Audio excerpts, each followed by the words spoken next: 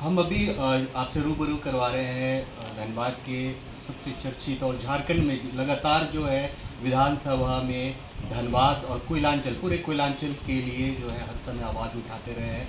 और कई बार जो है अपनी सरकार के मंत्री जो है उनके बयान के पे भी जो है कभी कभी इन्होंने ऐसा डिस्प्यूट किया है। उसके बाद भी जो है यहाँ की जनता जो है लगातार जो है इनको दूसरी बार विजय बनाई है और तीसरी बार फिर से मैदान में। आपको मैं बता दूं कि ये चौथी टर्म है जब विधायक राज सिन्हा को भाजपा ने विश्वास किया है। आइए हम उनसे बात करते हैं कि क्या क्या मुद्दे रह गए थे पिछले बार जो इस चुनाव के जीतने के बाद वो फिर करने जाए। एक बात बताइए राज भैया कि लगातार जो है पार्टी आप पे विश्वास करते रहती है, हालांकि संगठन में कई बार जो है पिछले दिनों कुछ बहुत मिसअंडरस्टैंडिंग भी रहा है, तो कैसे लोगों को एकत्रित करें, क्योंकि सबसे पहले कैडर को कैसे एकत्रित कर रहे हैं? नहीं, कैडर मेरे साथ हैं और कहीं कोई संगठन में या ऐसा कोई विवाद का विषय हमारे सामने नहीं आया है। और आज कैडर और धनबाद की जनता इन लोगों के प्यार स्नेह के कारण ही पार्टी लगातार मुझे टिकट देते आ रही है। तो पार्टी के प्रति मैं आभार व्यक्त करता हूँ कि उन्होंने यहाँ के मतदाता और कैडर के सम्मान, जो विश्वास हमारे प्रति है, उनको सम्मान दिया। जनता की आवाज़ को हमारे पार्टी ने सम्मान दिया और कार्यकर्ता और मतदाता तो हमारे साथ है, क्योंकि मैं दिन और रात दोनों खास करके बोलता हूँ। 24 घंटे मेरे मोबाइल ऑन रहते हैं और रात में भी कोई 12 बजे 1 बजे फ़ोन करता है तो उठाता हूँ और रिस्पांस करता हूँ। काम कम करूँ बेसी करूँ वो हो सकता है, मामला हो, किसी का पर्सनल काम नहीं हुआ हो वो भी मामला हो सकता है, लेकिन राज सिन्हा जनता के साथ हमेशा है। इस मामले में कहीं कोई विवाद नहीं है, कोई इसे इनकार नहीं कर सकता। सबसे ज़्यादा ईजी अप्रोचेबल आज जो जनप्रतिनिधि हैं या नेता हैं या कार्यकर्ता है या भाई है या बेटा है या जनप्रतिनिधि है, जिस रूप में जनता हमें देखती है, मैं लोगों के पास, लोगों के सुख दुख में हमेशा खड़ा रहता हूँ।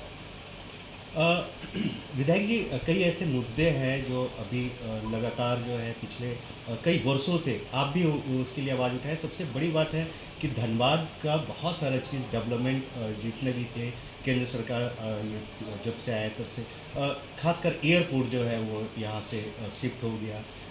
आपने उसके लिए आवाज़ भी उठाया था। फिर जो रीजनल बैंक यहाँ पे SBI के, वो यहाँ से चला गया। कई ट्रेन जो है यहाँ से, रीजनल तो रुक गया, वो तो हम लोगों ने प्रयास किया था काफ़ी, वो रुक गया, वो गया नहीं। रीजनल जा रहा था, वो नहीं रुका।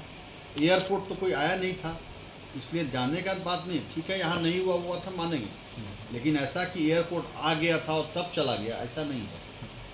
और भी कई ऐसे मुद्दे जो आप लगातार उसके लिए आप भी प्रयास। एयरपोर्ट के लिए तो मैंने बहुत प्रयास किया, विधानसभा में प्रश्न से लेकर के ध्यानाकर्षण से लेकर के गैर सरकारी संकल्प जो होता है, सभी में हमने प्रयास किया। दिल्ली भी जा कर के माननीय मंत्री उस समय जयंत सिन्हा जी थे, और उनसे भी हमने कई बार प्रयास किया। सारा प्रपोजल और हमारे प्रयास के फलस्वरूप वो सारे पेपर मेरे पास है। एयरपोर्ट अथॉरिटी ऑफ इंडिया ने सर्वे और वे सब कर लिया है। यहाँ तक कि जो बलियापुर में कितना ज़मीन है और अगल बगल से और कितना बड़ा एयरपोर्ट के लिए यहाँ लगभग 450 एकड़ ज़मीन की आवश्यकता थी, कौन कौन प्लॉट खाता, सब तय हो गया था।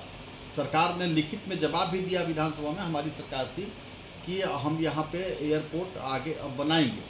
लेकिन तब तक हमारी सरकार बदल गई और सरकार बदलने के बाद परिस्थितियाँ बदल गई, विकास के जो प्रायोरिटी है सरकार की वो बदल गई, तो उससे वो मामला फिर खटाई में चला गया, ठंडे बस्ते में चला गया। लेकिन एयरपोर्ट के लिए मैंने लगभग बहुत काम कर लिया था, आगे फिर देखा जाएगा। अब तो परिस्थितियाँ बहुत बदल चुकी हैं।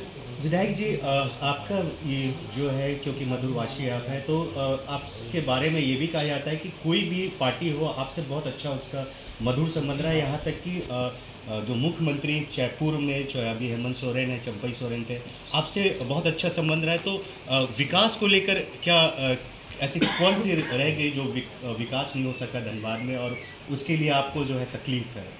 नहीं, देखिए, विकास नहीं हो सका ऐसा नहीं मैं मानता।